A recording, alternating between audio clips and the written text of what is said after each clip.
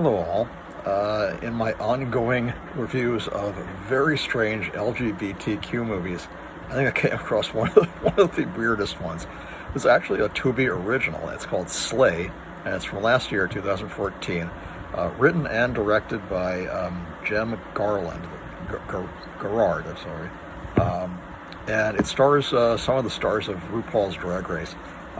Trinity the Tuck is Mama Souffle, the main character. Heidi N Closet is Robyn Banks. Crystal Methyd is Bella Du Bois. Cara Mella is Olive Wood. Neil Sanders is a guy, Sandlands, a guy called Dusty, who's a bar owner. Donie Kash, his name is a guy named Janks, who's kind of a fan of Robyn's. And Gabriel Harry Metz is Steven. Daniel James is Travis, who's kind of a leader of a biker gang. Robyn Scott is Sheila, a bar patron. John Kruger is Rufus, who is a vampire victim, who becomes a vampire later. Joe Vass is Fat Boy, who also becomes a vampire. Richard Wright Metz, is Clive. Gustav Roussoow, Roussoow, that's Polish, is a guy called Marv. Warrick, Grier is Earl, who's kind of a jack of all trades character. Bester Wian is Chuck, who's sort of an Asian vampire. It's about these four drag queens who, well, it opens with there's this guy in the desert, kind of a redneck truck driver, and he's urinating on the side of the road, and all of a sudden he keeps seeing something like flash past him really quickly. He can't freaks going, "Who's that? Where is he? What are you doing?" And finally he comes face to face with a vampire, a horrible looking, like, humanoid bat vampire, and he starts to fight it off, and it bites him. And then later you see this van coming down the road that's driven by these four drag queens who aren't in their makeup in the beginning, and they hit the vampire, and he's knocked over, and you think that's it, he's dead, but it's not. It turns out that one of them, Robyn, I think, booked them into the wrong venue. They were supposed to go to a bar, a gay bar called the Bold Tuck, Tuck, bit of a joke there. And instead they end up in a place called the Bold Buck, which is a redneck biker bar. They go in, they end up, and they're, going, we need to get out of here. And there was all these, biker guys, we don't want you in here, and, they're being insulting and homophobic and making nasty comments. And they go up to the bar, and they say, well, you hired us. And the bartender is the guy, Neil Sandlands played, called Dusty, said, no, I didn't hire you, it must have been my assistant. He said, but they have a poster for them in the bar. So he said, well, okay, I understand that she hired you, and I'll give you the money, and go ahead and do your act. Well, it turns out the place is so run down, they don't even have a spotlight or anything. And then that's where this character Earl comes in. He helps them fix things up so they can have a spotlight, and they can go on a stage. And they have this horrible dressing room that they have to go in backstage that smells terrible. And finally, they go on and they start putting on their act, and one of these vampires breaks in the middle of Mama is starting to do an act, and she doesn't get to do it because the vampires break in. They do one song together to open. That was pretty good. I think the lyrics are rather suggestive, to say the least, but pretty good song. And then, like I said, Mama's giving a speech. She's going to do her own little thing, and the vampires break in. Everybody starts freaking out, and they start biting people. They bite one guy in the neck, and they somehow get rid of him. I don't remember. They just throw him out. I think the bikers throw the vampire out, but he's already bitten a couple of people, and of course the people who were bitten, they turn into vampires. now it starts becoming like a really, horrible scene. They're trying to figure out how to get rid of these vampires. A lot of funny stuff. There's stuff about, there's a bowling alley in the basement, and they chase them down there, and then they're chasing them all over the place. Basically, it's like a locked room mystery kind of thing. They're stuck in the bar because all these vampires are outside, and they're killing all like these members of the biker gang, and then they come back, as vampires. There's some jokes about one of the girls says, we can't stay in this like Sons of Anarchy place. That was funny. Then Mama has some of the best. She says,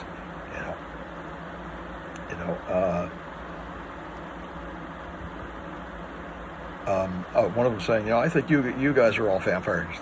We may be creatures of the night, but blood is not what we're looking if we were looking to suck. That's a funny line. And also says, these ain't the sort of suckers I thought I'd be dealing with tonight. That was good. I made a lot of notes just because I thought it was really funny. The vampire special effects were good. The eyes were not so good because they basically just shined a red light in the eyes, and you can see the light reflecting. I guess they didn't have a lot of money to make this, but it's still, it's acceptable. Olive refers to somebody as, I don't want to babysit Mary Poppins. She's talking about one of these young girls, a lesbian who kind of likes them. And then Olive and Mama always are constantly fighting over who is sort of in control of things. Mama kind of is strict, doesn't want them to change their routine or change the dance numbers that they do or the musical numbers, and Olive's trying to be a bit more assertive and is always kind of put down and or has to go with what Mama says, and she's starting to resent that. Olive's they try to put together these makeshift weapons to kill vampires, and some of them have like broken pool cues. This is kind of funny. Once the vampires are staked, they burst into gold glitter and then disappear. They vanish. I thought that was it's a funny special effect, which is well done and also kind of funny and silly. One of them, Bella says, glitter is a commitment. It's the drag equivalent of herpes. That's a funny line. I don't know what that means. That was funny. A lot of funny things happen. One of the characters, Jack, is starting to fall in love with Robyn, and every time they're about to kiss, another vampire comes through the wall and starts screaming. And, they're constantly put off. They finally do kiss in the end, but that's basically it. There's no sex in the movie. There's a lot of innuendo. There's no actual romance or sex, per se. I made a note here. Just kind of there's a funny thing where Olive was supposed to stick with Bella. Bella is portrayed as kind of dumb, somebody who can't really take care of herself, and Olive was supposed to take care of her. But she wanted to go out and start their van, which they call Campy. And even though all four wheels have been flattened by the vampires, she's trying to start it. So she left her alone, and she ended up trying to escape up a ventilation shaft, which was very, Mission Impossible kind of thing. And of course, there's a vampire crawling after her, and eventually it gets her and bites her in the leg. And we think, that's basically it for her. Well, it turns out it's not. As she's crawling down that ventilator shaft, I made a note, you get to see her legs and her stockings and garter belts, and drag queen or not, she has a gorgeous ass and really, really great looking legs. That girl, Crystal Methyd, I don't know what her actual name is. Then, like I said, she definitely turns into a vampire. But it's not what you think. She doesn't seem to have the bloodlust. She can control it somehow, and I don't know. They don't really explain that. Also, Earl starts turning into. Earl is bitten on the arm, and he's in the basement. And he's starting to turn, but he can fight it because he was a good guy in life, and he says, if you're an asshole in life, you're an asshole vampire. But he wasn't. He was actually a good guy. He starts to turn more like into Renfield. He wants to eat rats and bugs, stuff, but he won't bite people. I thought that was kind of an interesting choice. the girl who is the lesbian girl stabs a vampire to death with a fork.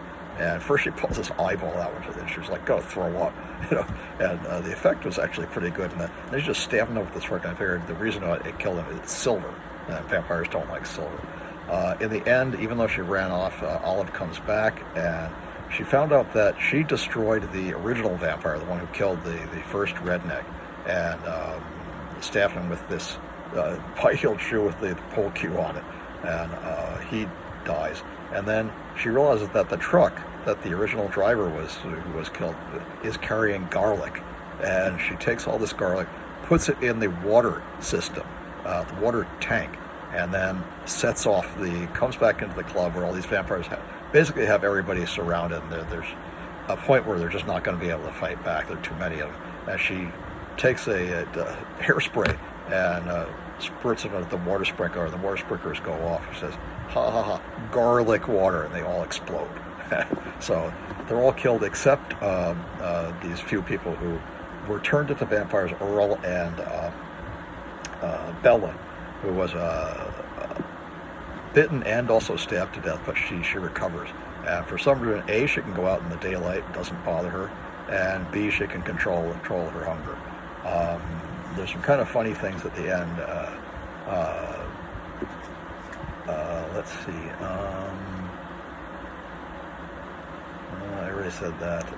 Dusty, it turns out, confesses that he was once into drag, but it was only between 5 and 8 years old, and his father discovered him and beat him with a belt, wouldn't let him do it. And because they think they're all going to die, they transform him back into a drag queen, even though he's still got a beard. And they make him up, and I guess he looks kind of ridiculous that he's going to be who he really wants to be now. There's a line that I think Bella says about Olive and Mama. She said, "It's like two power bottoms meeting. It's a struggle, but you'll come together in the end." A little bit of racist innuendo racy innuendo in there. But I thought that was kind of funny, the way she said that. At the end, there's some funny stuff like that. The redneck biker guy says, Travis says, "Did we win?" All the vampires are dead. Then he tells them, "I think you girls are all right. I don't mean I'm gay or anything, but I think you girls are all right." What else did I say? Bella calls herself a glampire. That was great. Glamorous vampire, glampire. And then they all get into their van, campy, and drive away. Very funny, very silly, very interesting, good movie. Somebody mentioned that they drag queens don't really act that well. Well, they're not. None of them is a trained actress. They're performers, and as performers, I thought they did okay. Actually, I thought they did a pretty good acting job. All things considered. They're memorable, and a very fun movie. Again, Slay from 2024, a Tubi original.